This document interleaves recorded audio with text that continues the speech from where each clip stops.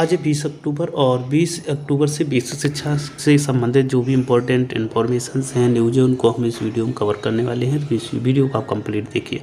सबसे पहले सीटेट 2021 आवेदन की अंतिम तिथि अब इस तिथि तक कर सकेंगे आवेदन, यानी कि जो सीटेट आवेदन ऑनलाइन चल रहे हैं उनकी डेट को पोस्टपोन कर दिया गया है, बढ़ा दिया गया है जो लास्ट डेट थी। तो ये अभी जो एलिजिबिलिटी टेस्ट है जिसका एग्ज़ाम 16 दिसंबर से लेकर के 13 जनवरी के बीच में ऑनलाइन माध्यम से करवाया जाएगा। तो इस एग्ज़ाम का डेट पोस्टपोन्ड किया गया है और ये पोस्टपोन्ड करने के बाद में इसकी डेट जो कर दी गई है वो आपकी 25/10/2021 यानी कि 25 अक्टूबर लास्ट डेट कर दी गई है। और वहीं फीस सबमिट करने के लिए 26 तारीख को निर्धारित कर दिया गया है। नेक्स्ट न्यूज़ के क्रम में देखें, सार्वजनिक अवकाश के दिन खोला स्कूल तो इनकी फटकार पड़ गई है, जबकि अभी जो अवकाश था ईद मिलादुन्नबी बरावफात जो होता है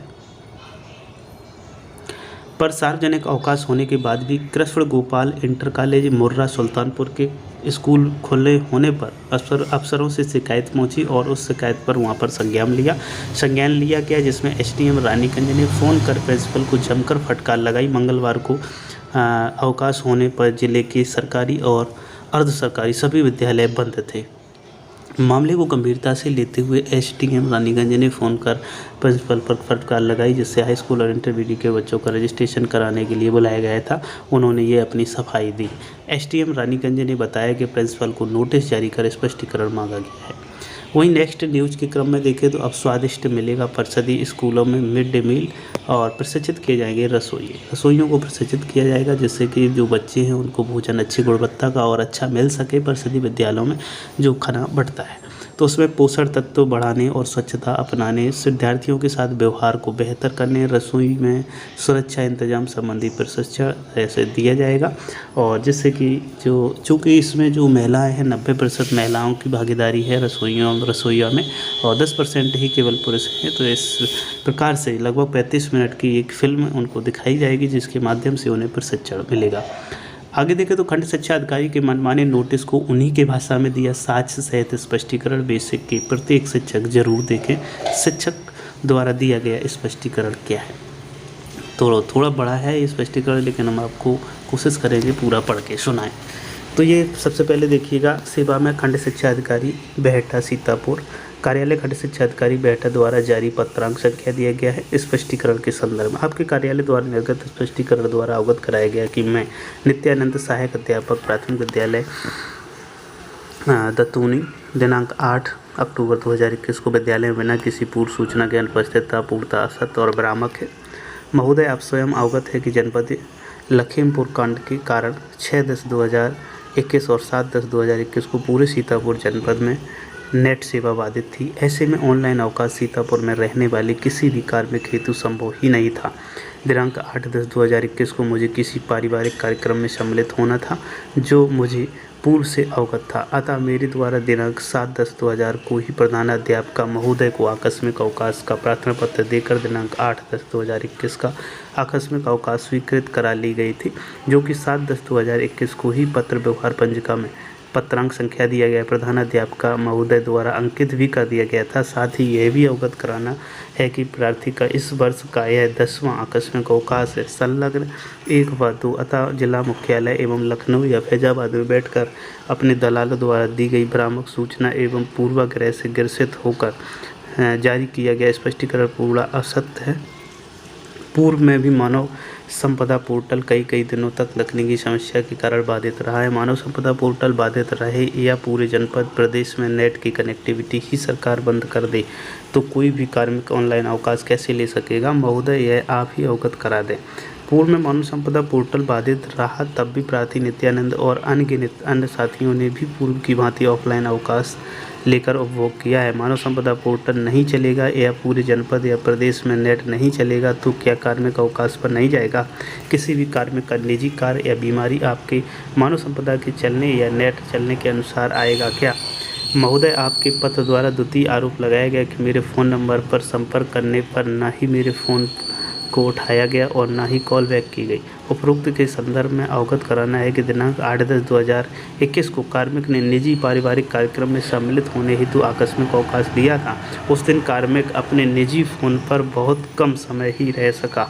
शेष उक्त फ़ोन नंबर मेरा निजी मोबाइल नंबर है, वह विभाग द्वारा उपलब्ध कराया गया CUG नंबर नहीं है। उस फ़ोन पर मेरे से ज़्यादा अधिकार मेरी बेटी नितिमा अग्नोत्री का है। प्रार्थी जब भी अवकाश पर रहता है, कभी कभी जब विद्यालय जाता। तो यहाँ पर और आगे लिखा है, ऐसी परिस्थितियों में पूर्व में भी, वर्तमान में भी एवं भविष्य में भी प्रार्थी का यह फ़ोन एक बार में ही उठा लेगा, यह आश्वस्त नहीं कर सकता। महोदय, आपसे निवेदन है कि आप मेरे फ़ोन पर विभाग द्वारा उपलब्ध कराए गए CUG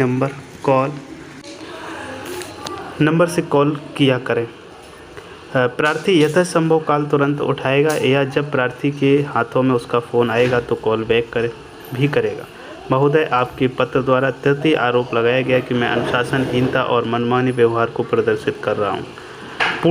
पूर्वाग्रह एवं द्वेष भावना से ग्रसित है।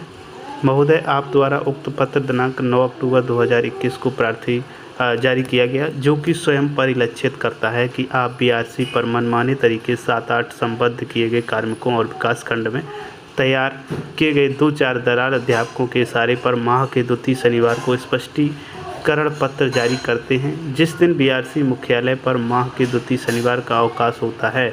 महोदय, पत्रांक द्वारा मेरे को 2 अलग अलग भाषा शैली में 2 पत्र जारी किए जाते हैं। वो स्वयं में दर्शाता है कि आप दूसरे के इशारों पर भाषा शैली में बदलाव करके पत्र जारी कर रहे हैं। संलग्नक 3/4। महोदय, आप द्वारा नियमों को ताक पर रखकर 7-8 कार्मिकों को ब्लॉक संसाधन केंद्र बेहटा पर अपनी दलाली हेतु संबद्ध कर रखा है, वह मनमाना व्यवहार है। महोदय, आप द्वारा कुछ विद्यालयों का ऑफलाइन, कुछ का ऑनलाइन निरीक्षण कर ऑफलाइन निरीक्षण किए गए विद्यालयों से दलालों के माध्यम से 3000 रुपये से लेकर 20,000 रुपये धन उगाही करना मनमाना व्यवहार है। महोदय, आप द्वारा विभाग को छोड़कर चले गए कर्मियों STF द्वारा फर्जी पाए गए अध्यापकों का जेल में रहते हुए वेतन आहरित कर देना मनमाना व्यवहार है। महोदय, आप द्वारा शिक्षकों के उत्थान को लेकर दरकिनार कर विकासखंड में MSTRD चलाना, एक मुफ्त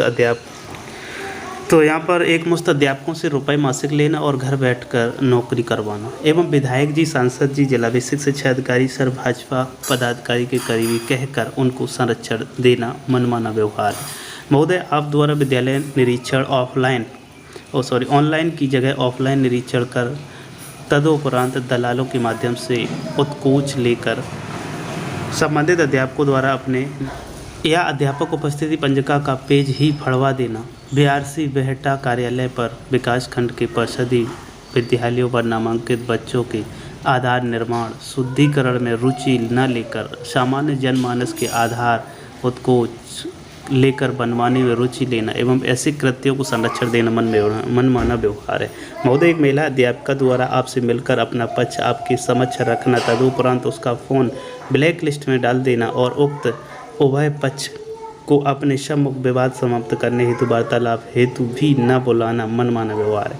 महोदय, किसी विद्यालय का 1 जुलाई से 10 अक्टूबर तक ऑनलाइन ऑफलाइन मिलाकर 5 बार से भी अधिक बार निरीक्षण करना और किसी विद्यालय को अपने कार्यालय में 1 बार भी निरीक्षण न करना, इस कृत्य को अपना विशेषाधिकार बताना मनमाना व्यवहार है।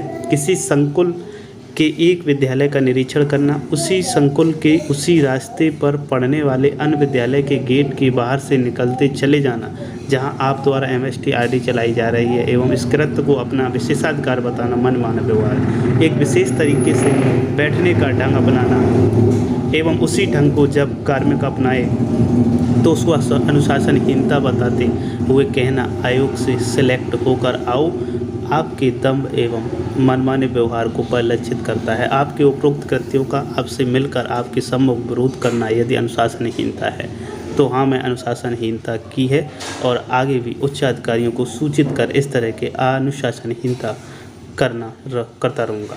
धन्यवाद। तो नित्यानंद जी, सहायक अध्यापक, दत्तूनी, बेहटा, सीतापुर। तो इस प्रकार से उन्होंने किस तरीके से ये अपना स्पष्टीकरण दिया है, यहाँ से आप समझ सकते हैं।